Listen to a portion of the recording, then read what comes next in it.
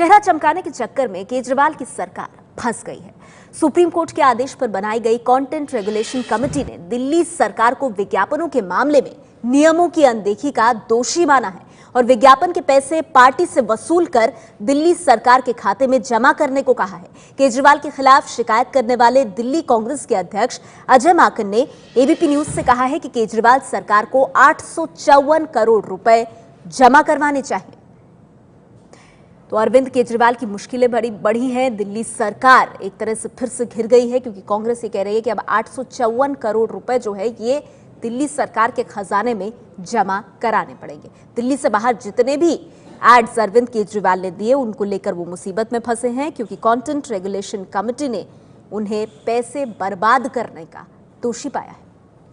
आम आदमी पार्टी को सरकारी पैसे से राजनीतिक हित के लिए विज्ञापन निकालने का दोषी पाया है बीवी टंडन कमेटी ने। बात करते हैं शिकायतकर्ता अजय माकन जी से, जो कांग्रेस के वरिष्ठ नेता भी हैं।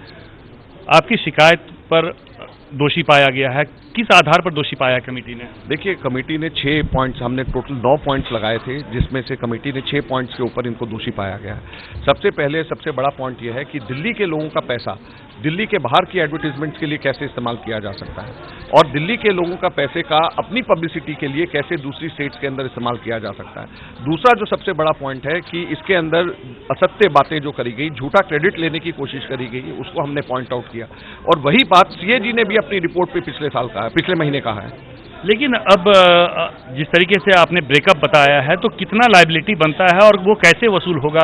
क्योंकि अगर आम आदमी पार्टी कमेटी की विश्वसनीयता पर ही सवाल खड़े कर रही है तो ऐसे में पैसा वो वापस करेगी या नहीं? देखिए, ये कमेटी सुप्रीम कोर्ट के आदेश के ऊपर बनाई गई है और हाई कोर्ट के आदेश पे हम इस कमेटी पे गए हैं और इस कमेटी का कहना तो मानना ही पड़ेगा इस सरकार को और पार्टी को पैसा जो है 854 करोड़ जमा कराना पड़ेगा। अगर ये 854 करोड़ जमा हो जाते हैं तो 4000 डिस्पेंसरी दिल्ली में इसी पैसे से खुल सकती हैं, 16 हॉस्पिटल्स नए इसी पैसे से बन सकते हैं और इतने पैसे का पब्लिक वेलफेयर में खर्च करने की जगह ये पार्टी अपने ऊपर खर्च कर रही है। ये भ्रष्टाचार का एक नया रूप है। कौन वसूलेगा? क्या एलजी एडमिनिस्ट्रेटर हैं? क्या आप एलजी को रिप्रेजेंटेशन देंगे? बिल्कुल, एलजी को कमेटी ने भी कहा है, हम लोग भी एलजी को रिप्रेजेंटेशन देंगे।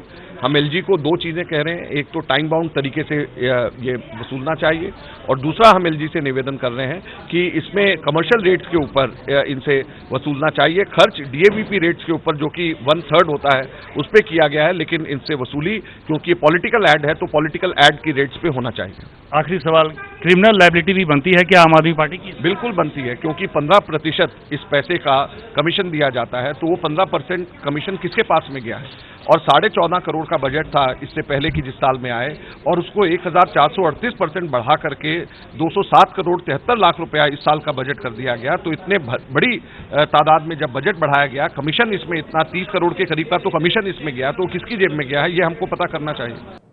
उधर केजरीवाल की पार्टी कमेटी पर ही सवाल उठा रही है। सुप्रीम कोर्ट के कहने पे कोई कमेटी बनी है, उसने कोई फैसला दिया है, ये कमेटी का फैसला है, सुप्रीम कोर्ट का फैसला नहीं, पहली बात। दूसरा, ये अच्छा है कि कांग्रेस के अजय माकन जी शिकायत करते हैं और मोदी की सरकार उस पर एक्ट करती है। तो बीजेपी और कांग्रेस का इससे बड़ा गठबंधन नजर नहीं आ सकता। तो मैं क्यों ना मानूं, ये पार्टी क्यों ना माने कि ये जो सुप्रीम कोर्ट की गाइडलाइंस है, इम्पेकेबल न्यूट्रलिटी एंड इम्पार्शियलिटी, दुर्भावना से प्रेरित होकर और आम आदमी पार्टी की सरकार को बदनाम करने के लिए इस कमेटी के माध्यम से यह कहलवाया गया है। क्योंकि आप सब लोगों को मालूम है कि जो मोदी जी के बेनिफिशियरी हैं उनके द्वारा गठित कमेटी आम आदमी पार्टी के बारे में इससे बेहतर राय नहीं रख सकती थी। तो विज्ञापन विवाद पर घिरने के बाद अब बैकफुट पर आई आम आदमी पार्टी।